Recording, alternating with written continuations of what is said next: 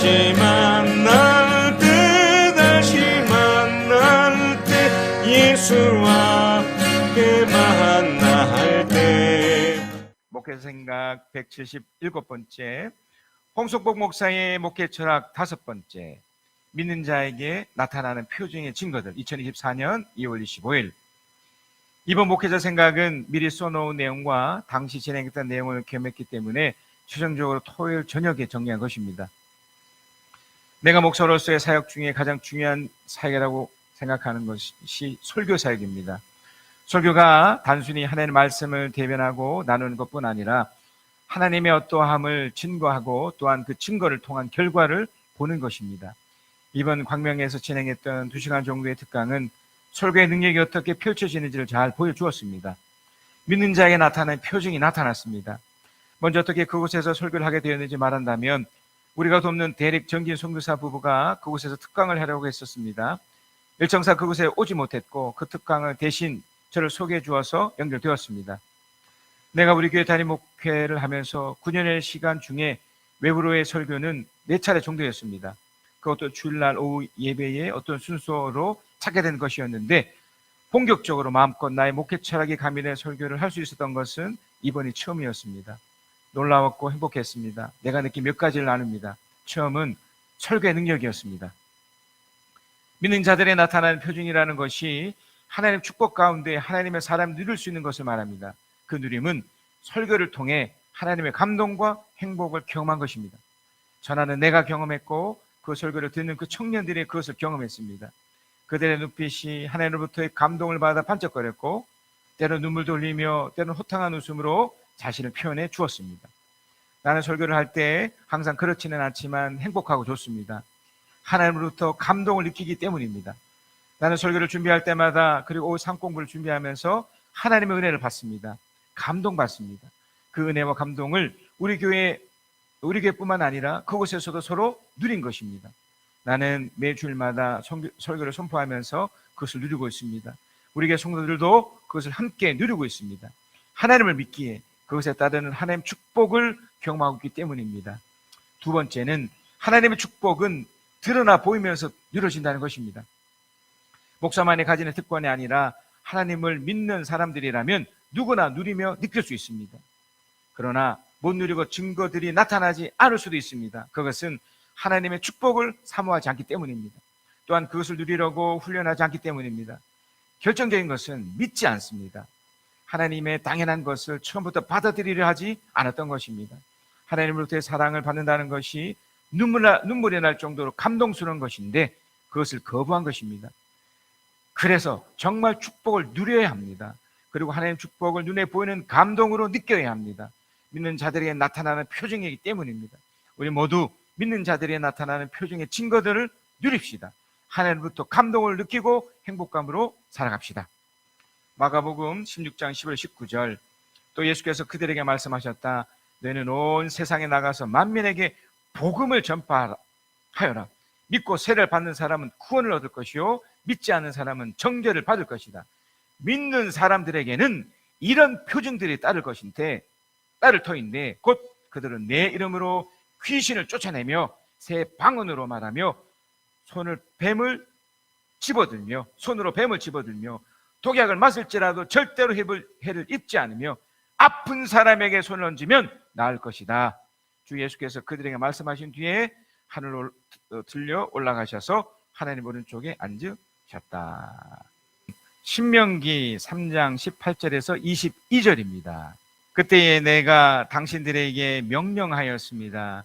주 당신들의 하나님은 당신들에게 요단강 동쪽에 있는 이 땅을 주셔서 차지하게 하셨습니다.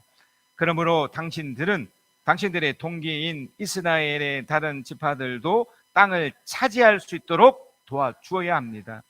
당신들의 용사들은 무장을 하고 이스라엘의 다른 지파들보다 앞서서 요단강을 건너 가십시오.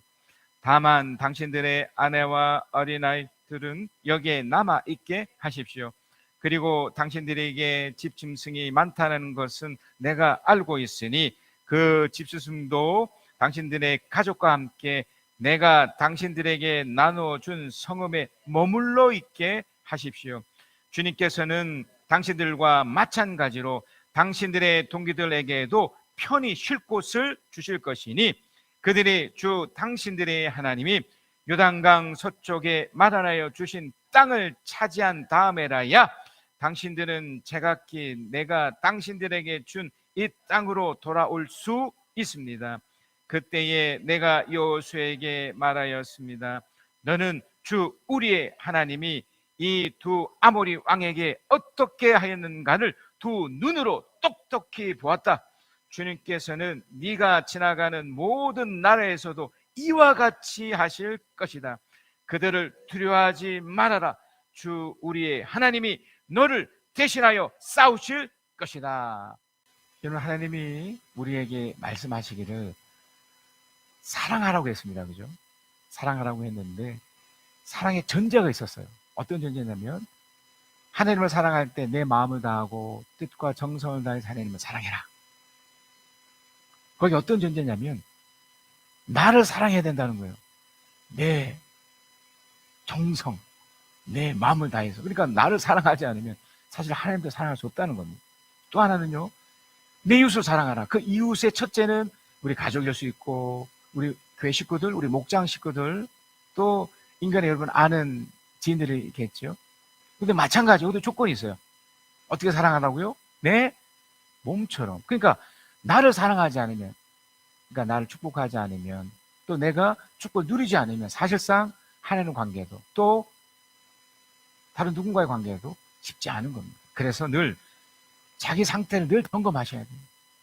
내가 항상 기쁘고 주님 안에서 행복한 생각을 늘 유지하도록 노력하셔야 돼요. 그것이 하나님의 뜻입니다. 항상 기뻐하라고 하잖아요. 모든 것에 감사하라고 하시잖아요. 할 수만 있다면 네가 끊임없이 하나님께 기도하라고 그러잖아요. 그것이 다 한 뜻이기 때문에 결국 이것을 하나로 딱 묶으면 바로 나를 사랑해 주어야 된다. 그래서 축복의 처음은요, 내가 그러니까 내가 사랑받고 또 하나님부터 감동받고 하는 이런 축복의 이런 영향들이 내 속에 늘 있어야 된다는 거예요. 제가 바로 단도직입 말씀드렸던 이유가 바로 여기 있습니다. 왜냐면 너무나 중요하기 때문에. 여러분, 축복은요, 남들이 누리고 남들이 펼쳐지는 거 아무 의미가 없습니다. 내가 누리지 않는 이상 헛것이 되지. 하나님은 그것을 누리게 하셨습니다. 자, 오늘 본문 신명기 3장 17절입니다. 그들이 차지한 지역은 그랬습니다. 그들이 차지한 지역. 원래 여러분, 이 땅은 원래 이스라엘 사람들 땅이었죠. 근데 이 땅을 요셉 시대죠. 그러니까 야곱 시대 때 떠나는 바람에 무려 400여 년 그 이상 동안 그 땅은 다른 사람이 주인으로 이제 살고 있었던 겁니다. 그런데 출애굽을 한 이후에 비로소 그 땅을 차지하게 됩니다. 원래는 또 출애굽한 이후에도 바로 그 땅을 차지했었어야 되는데 가지 않은 바람에 불안하고 두렵고 하나님의 말씀을 저버렸기 때문에 가지 않았습니다. 출애굽한 이후에 한 2년여가 지나서 갈 수 있도록 배려하셨지만 그들이 가지 않았기 때문에 무려 38년이 지났습니다. 2세대들이 하나님 뜻을 받들고 축복의 원리를 바로 깨달아서 가게 돼서 어떻게 됐습니까? 그 땅을 결국 차지하게 됩니다. 그들이 차지한 지역은 서쪽으로는 요단강에 이르고 북쪽은 긴네렛 호수까지 이르고 남쪽으로는 사해까지 이르고 동쪽으로는 비스가산 기슭까지 이릅니다. 꽤 큰 땅이에요. 여기 지도가 있거든요. 제가 지도를 한번 보겠습니다. 여러분 잘 보이시나요? 좀 작아서 그렇게는 저 위쪽 보세요. 저 위쪽에 보면 동쪽에 그 중간에 이렇게 녹색으로 이렇게 보여지는 곳이 있지 않습니까? 녹색으로 이렇게. 거기가 이제 원래 서쪽, 저 이사갈부터 되어 있는 이쪽이 사실은 진짜 축복의 땅, 가나안이에요. 근데 하나님 어떻게 보면 이 땅을 얻기 전에 먼저 동쪽에 있는 이 땅, 우리가 저번 주부터 계속 보았던 그 아모리 지역 이 땅이에요. 이 땅도 사실 덤으로 주신 거거든요. 근데 이 땅이 이 가나안 못지않게 엄청나게 비옥하고 좋은 땅입니다. 그 땅을 먼저 차지하게 하셨어요. 동쪽 므낫세, 그 다음에 밑에 갓 지역, 그리고 루벤, 이 지파 사람들. 여러분, 지금 그 당시 인구가 200만 명입니다. 1세대들이 죽었음에도 불구하고 무려 200만의 사람들이 또 그곳에 머물러 있었는데 약 이쪽에 12분의 3, 그러니까 4, 그러죠. 약 30% 사람이 이제 여기 이제 살게 된 거잖아요. 그 나머지 사람이 이쪽으로 와야 되는데, 그래서 첫 번째가 뭐냐면 여러분, 축복을 누려야 되는 거예요. 축복이 시작이 이미 된 겁니다. 그래서 그들이 그곳에 정착해서 살게 된 겁니다. 그곳은 젖과 꿀이 흐르는 땅이고요, 그걸 통해서 하나님의 놀라운 것들을 이미 경험해서 그걸 누리는 곳이 돼버렸습니다. 여러분 어떠십니까? 축복을 누리고 계신가요? 가장 쉬운 것은요, 저 자신을 점검하는 겁니다. 여러분 마음 가운데 아까 제가 서두에 말씀드린 것처럼 불편한 마음이 없으면, 그러니까 불안과 두려움이 없으면 일단 된 거예요. 그 마음이 없는 상태에서 하나님에 대한 기대와 또 하나님에 대한 감사가 있으면 축복의 어떤 한 축을 잡고 있는 겁니다. 또 하나는 실제적으로 땅을 차지한 것처럼 어떤 현실적인 것들이 누려질 때 또 이 축복이 돼요. 이 두 가지가 같이 있으면 축복이 지금 일어나고 있는 거예요. 근데 불안하고 있고 뭔가 두려움이 또 있고 또 이 땅 가운데서 뭔가 풀리지 않는 것들이 자꾸 이렇게 나타나고 왜 이렇게 안 되지? 이런 것이 생기면 아직은 뭐 축복의 과정 속은 있지만 축복을 아직 누리고 있는 것은 아닌 거죠. 자, 그래서 여러분 오늘 본문에 나오는 것처럼 이 축복의 과정을 한번 찾아보겠습니다. 자, 여러분 일단 축복을 경험한 사람들이 이미 생겼지 않습니까? 그 아모리 지역에 좀 전에 보았던 로벤 자손, 갓 자손, 또 므낫세 그 반쪽의 그 사람들은, 그 자손들은 거기서 이제 이미 정착하고 차지해버렸기 때문에 이미 경험한 사람들이 생겼습니다. 그죠? 근데 그 경험한 사람들이 가지는 두 가지 특성이 있어요. 첫 번째는 부정적인 특성인데요, 안주하려고 하죠. 그러니까 제가 그 소대 말씀드렸던 그 마음에 이제 행복감이 있고요, 와, 이 축복으로 기쁨이 넘치고 또 현실적인 일들이 막 잘 되는 걸 보니까 저도 이런 경험이 있거든요. 이제 목사지만 또 제가 하는 일터 속에서 이 사회 현장에서 막 좋은 일도 일어나고 또 내가 개인적으로 또 펼쳐질 일도 너무 잘 되고 있고 좋고, 자, 그러면 어떤 부정적인 것이 생길 수 있냐면 이것에 안주하려고 해요. 다 된 것처럼. 그러나 여러분, 오늘 내가 받은 축복, 내가 오늘 받은 은혜, 이게 전부가 아니지 않습니까? 왜냐면 우리는 또 내일을 또 살아야 되잖아요. 오늘이 끝이면 좀 좋겠는데 죽음 이후에는 다 끝난 거겠지만 영원한 천국으로 살겠지만 이 땅을 살면서는 내가 오늘 이렇게 축복을 누리지만 지금 내가 불안함이 없고 두려움이 없이 이렇게 산다 할지라도 또 내일 또 이런 위협과 유혹이 왔을 때 혹 넘어갈 수 있기 때문에 이 부분이 있다는, 그러니까 안주하려는 마음, 이것을 여러분 이겨내셔야 돼요.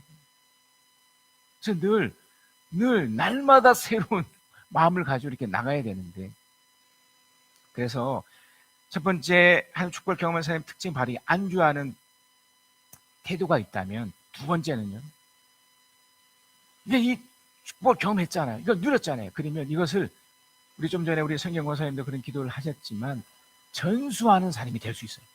이게 중요합니다. 바로 저는 오늘 이 첫 번째 포인트, 축복을 누린 이 두 번째 부분을 제가 설명을 하려고 합니다. 축복도 여러분 경험해 본 사람이 줄 수 있어요. 그러니까 여러분이 만약에 그 첫 번째 축이었던 이 내면의 그런 행복감이 있고 또 실제적으로 두 번째 축인 삶의 현장에서 잘 되면 계속 경험하고 있으면, 이것을 안주만 하지 않으면, 그래서 전수하고 펼칠 수만 있다면 너무 좋은데 그걸 해야 되는 거죠. 그러니까 이걸 어떻게 할 것인가요? 신명기 3장 18절입니다. 그때 내가 당신들에게 명령하였습니다. 이거는 너무나 중요하기 때문에 지금 이미 축복을 경험한 이 사람들이 지금 얘기하는 거예요. 내가 당신들에게, 이거는 다른 얘기도 아니고 명령을 해버렸어요.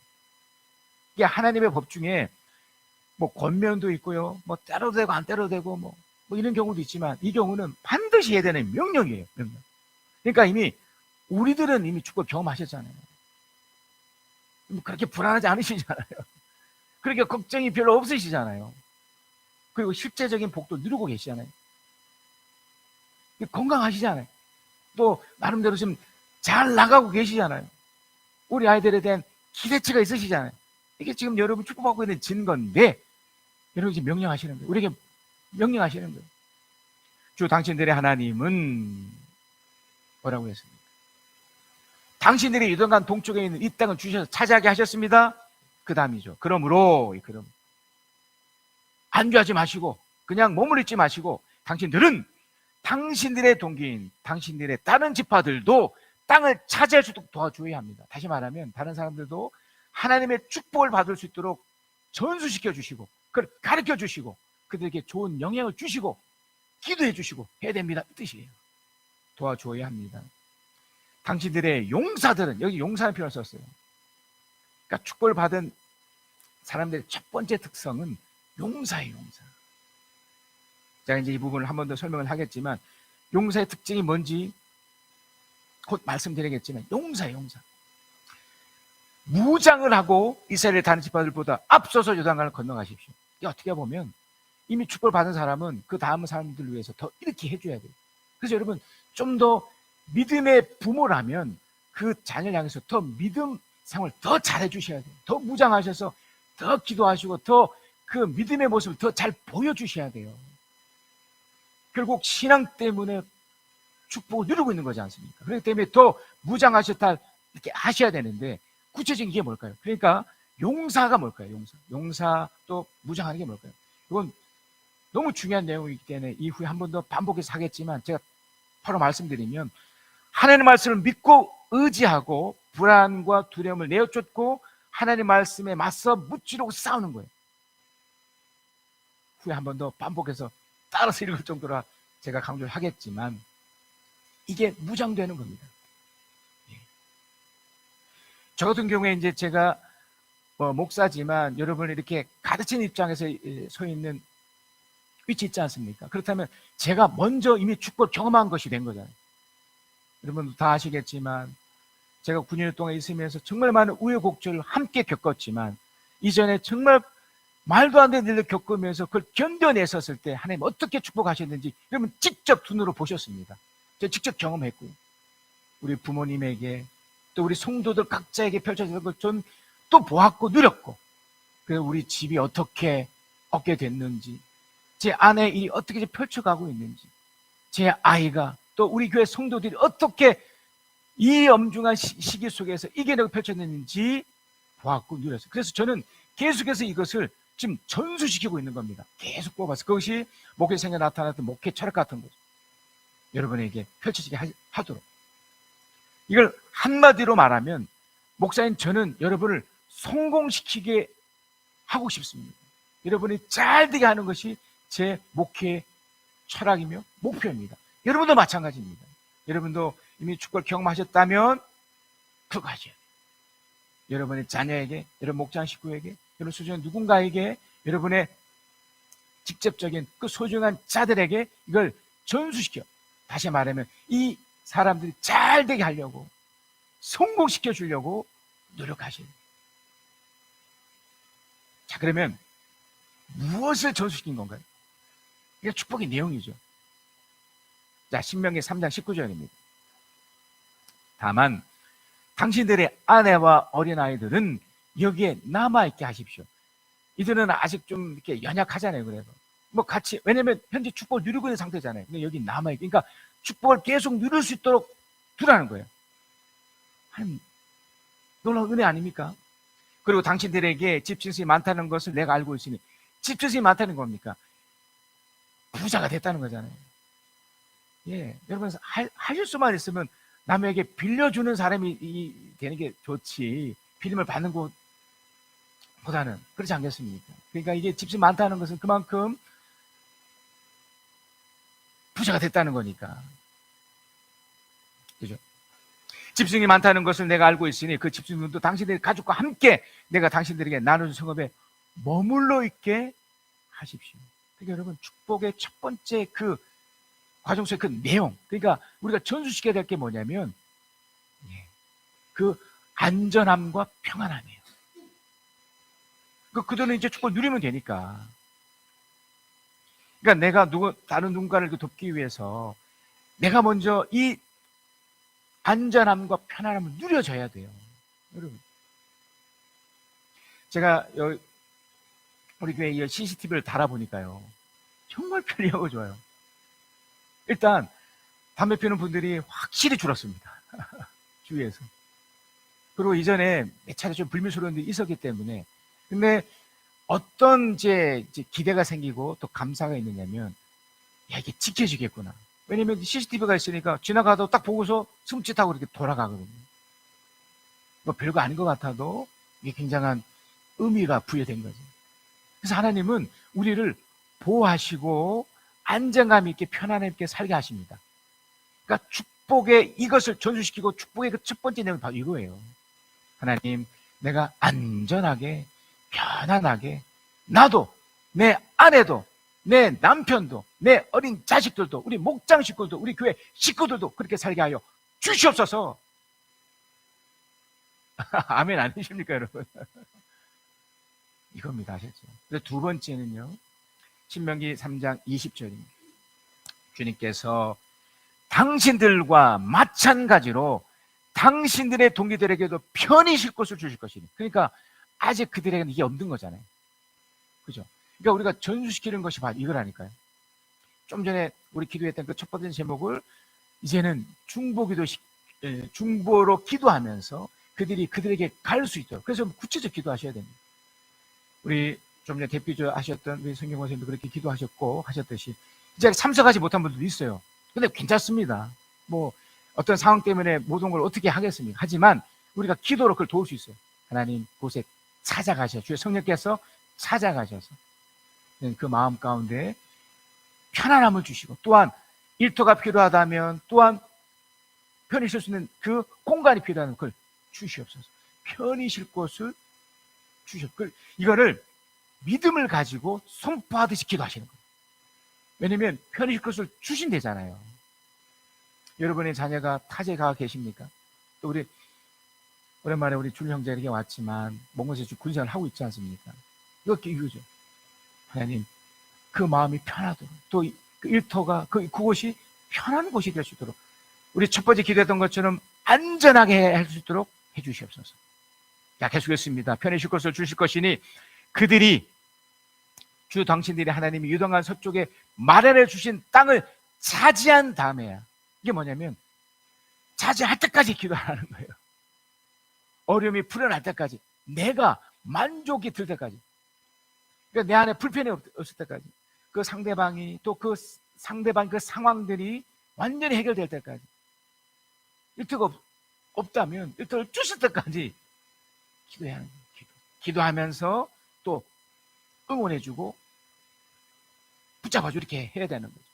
당신들은 제각기 내가 당신들이 준 이 땅을 돌아올 수 있습니다. 그러니까 이런 겁니다. 축복을 이미 받은 사람들은 반드시 전수해야 되는데, 그 상대방이 내가 경험한 이 축복도 그 사람이 전수돼야 내 축복도 계속 유지될 수 있는 거예요. 반대로 여러분, 내가 아무리 축복받았다고 그래도 내가 함께하는 사람이 여전히 축복하고 있지 않았다면, 또 그걸 전수시키지 않는다면 내 축복도 위태할 수 있어요. 아시겠습니까? 그래서 모세는 현재 축복을 누렸던 이 루벤 자손, 갓 자손, 므낫세 반쪽 지파 이 자손, 특별히 20세 이상, 50세 이전에 군인, 싸울 수 있는 성인 남자들을 향해서 강해시킨 거예요. 군인으로서. 또 노인들이나 또 여기 나타난 분들은 좀 축복 그냥 누리는 상태로 두고 할 수 있는 사람들. 우리 모두는 다 할 수 있는 분들이잖아요. 기도할 수 있고 도움 줄 수 있고 응원할 수 있고 하는 분들이잖아요. 아셨죠? 축복의 내용입니다. 그렇게 하셔야 됩니다. 자, 제가 좀 전에 반복해서 이걸 어떻게 할 수 있다고 그랬죠? 어떤 사람, 축복을 이미 누린 사람이 뭐라고 그랬습니까? 제가 반복해서 보겠습니다. 자, 그 내용을 보겠습니다. 하나님 말씀으로 믿고 의지하기인데요. 자, 제가 1 하면 딱 읽어주셔야 됩니다. 자, 1. 하나님 말씀을 믿고 의지하기. 그러니까 이렇게 하면 축복받는다의 그 첫 번째예요. 너무 뻔한 얘기죠. 수없이 들었던 얘기지만 한 번 더 확고하게 붙잡으셔야 돼요. 이것이 내가 축복을 받고 이것을 전수시키는 내용이기도 하지만 내가 축복받는 지름길이며 이것밖에 없습니다. 하나님의 말씀 믿고 의지하기. 자, 2. 불안과 두려움을 극복하기. 이게 쉽지 않아요. 우리 저번 주에 또 저저번 주 또 저저번 주에 말씀드렸던 것처럼 불안과 두려움을 우리를 확 휩쓸고 하기 때문에 하나님의 말씀은 일관되게 우리를 축복의 말씀이잖아요. 너 잘 된다. 내 너에게 놀라움을 줄 거야. 너를 통해서 후손에 더 잘 될 거야. 이런 긍정적인 표현들이잖아요. 그런데 삶의 현장은 어렵잖아요. 그러니까 그걸 처음에 믿고 의지하면서 그 불안을 싸우는 거예요. 이기는 거예요. 극복해내는 거예요. 자, 세 번째입니다. 3. 당당히 싸워 무찌르기. 여기 중요한 것은요, 당당히 싸우는 거예요. 당당히. 무찌르기는 이제 이 다음 부분이지만 사실 당당히 쓰는 겁니다. 이게 참 중요해요. 이걸 한마디로 말하면 하나님의 말씀대로 한번 살아보기예요. 여러분, 축복은 어차피 얻을 사람만 얻게 돼 있어요. 근데 그 근거가 하나님의 말씀이라는 거예요. 눈에 보이지 않는 하나님이지만 당신께서 기록으로 우리에게는 말씀을 남겨주셨잖아요. 그리고 그 말씀이 사실 어려운 게 아니잖아요. 예를 들어 대표적으로 이제 그 말씀이 있는데 그 말씀에 특별히 이번 주간에 주셨던 그 말씀에 그 세 가지가 있습니다. 레위기 말씀인데 그 이 세 가지 말씀을 한번 보면서 설명하겠습니다. 지금 이 말씀대로 내가 살면 한 축복은 임하고 또 그 축복이 다른 사람에게 전수되면 또 그것이 계속 유지된다고 지금 말씀드리는 거잖아요. 자, 그 하나님의 말씀의 세 가지. 이 세 가지는 성경 전체를 말하는 게 아닙니다. 이번 주간에 주셨던 그 레위기 말씀 중에서의 세 가지입니다. 자, 첫 번째는요. 자, 레위기 24장 14절에서 16절이에요. 부정적인 말을 하지 않긴대요. 나 주를 저주하는 말을 한 그를 너는 진 바깥으로 끌어내라. 나에게 저주하는 말을 들은 사람들이 모두 그 자의 머리 위에 손을 얹은 다음에 온 회중 그를 돌로 쳐라. 이 저주라는 게 뭐예요?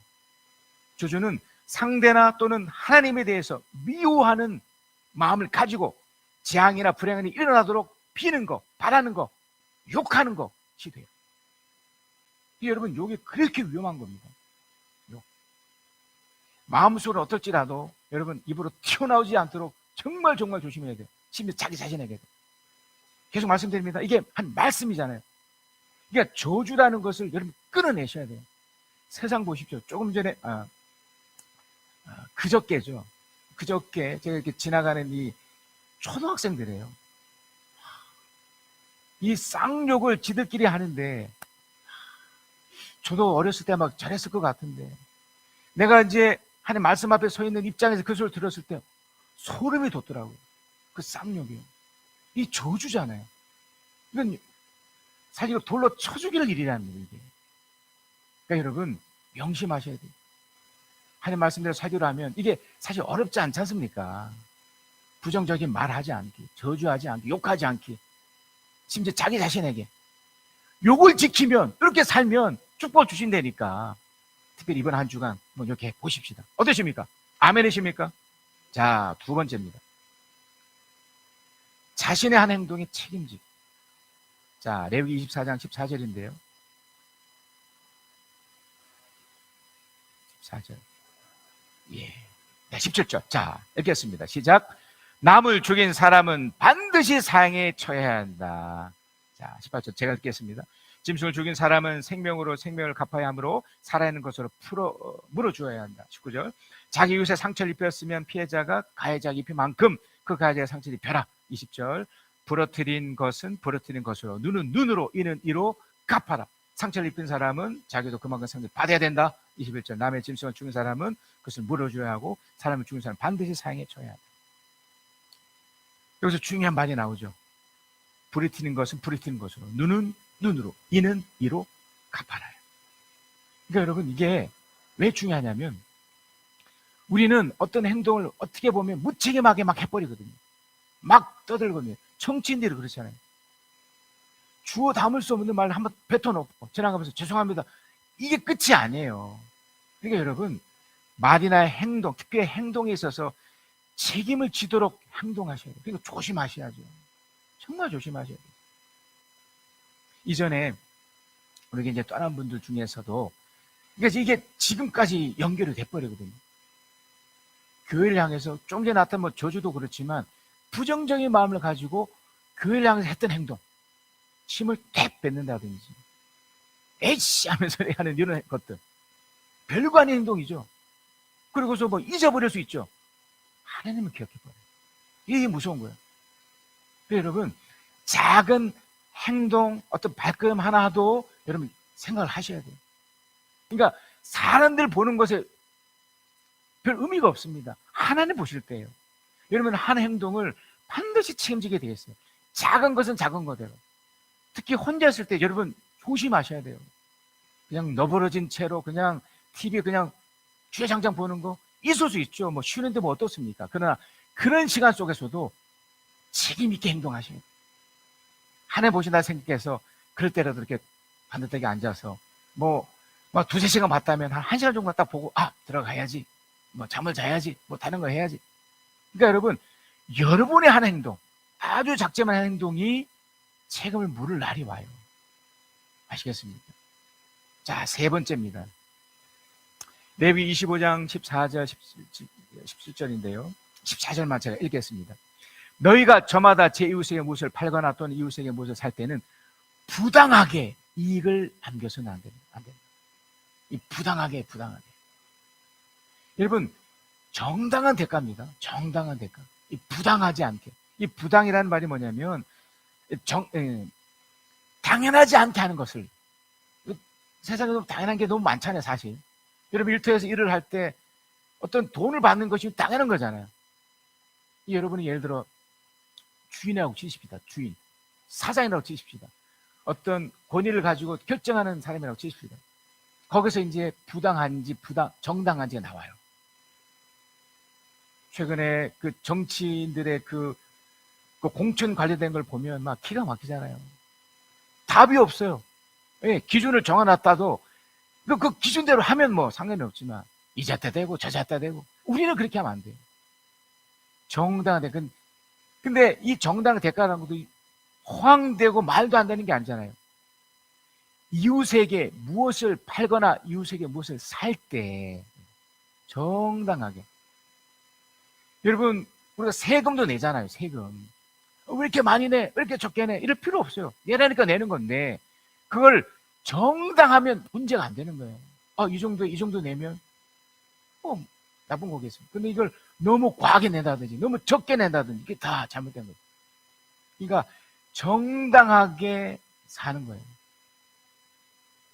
그럼 어떻게 되겠습니까? 축복의 결과가 뭘까요? 자, 레위기 26장 3절에서 12절입니다. 이거 좀 길지만 제가 쭉 그냥 읽겠습니다. 읽기만 해도 여러분 다 느낄 거예요. 축복을 받는다는 게 뭔지.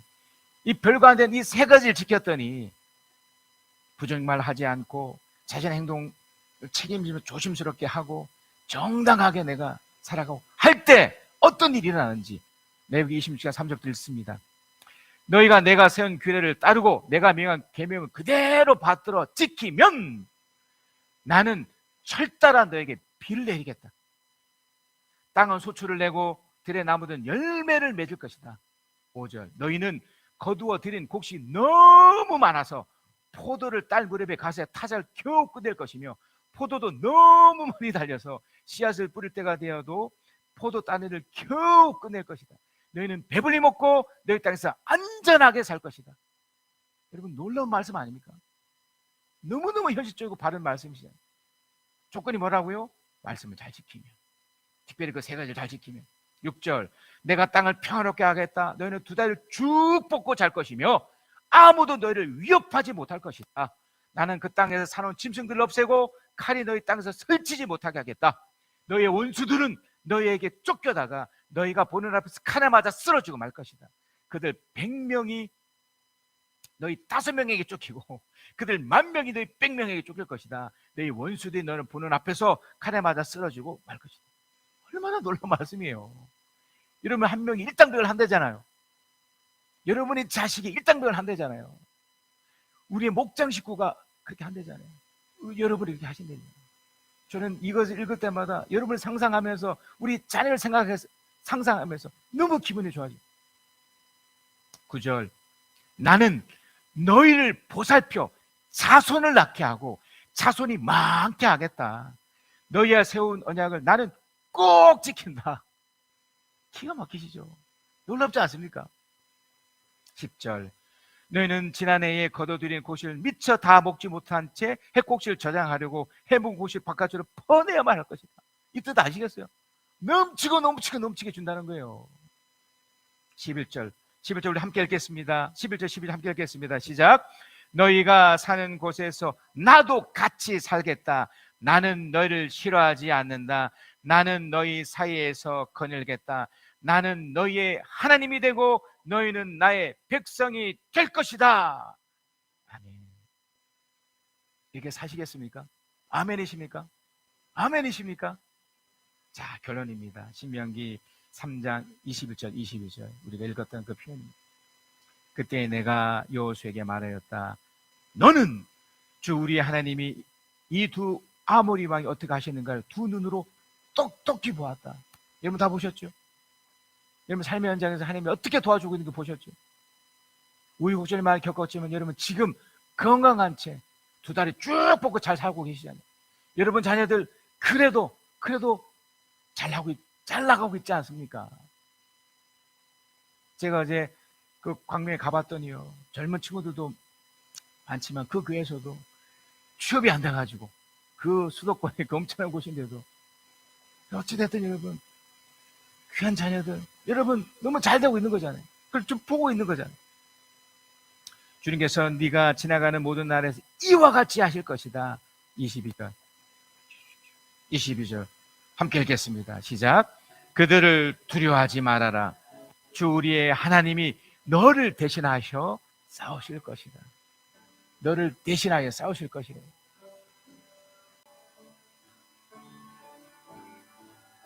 왜 나를 깊은 어둠 속에 홀로 두시는지 어두운 밤은 왜 그리 길었는지 나를 고독하게 나를 낮아지게 세상 어디도 기댈 곳이 없게 하셨네. 광야에 서 있네. 주님만 내 도움이 되시고 주님만 내 빛이 되시는 주님만 내 친구 되시는 광야. 주님 손 놓고는 단 하루도 살 수 없는 곳 광야에 서 있네. 왜 나를 깊은 어둠 속에 홀로 두시는지 어두운 밤은 왜 그리 길었는지 나를 고독하게 나를 낮아지게 세상 어디도 기댈 곳이 없게 하셨네. 광야에 서 있네. 주가 일하시네. 주가 일하시네. 주가 일하시네. 주께 아끼지 않는 자에게 아멘. 주가 일하시네. 주가 일하시네. 신뢰하며 걷는 자에게 한 번 더 하십시다. 주가 일하시네. 주가 일하시네. 주가 일하시네. 주께 아끼지 않는 자에게 주가 일하시네. 주가 일하시네. 신뢰하며 걷는 자에게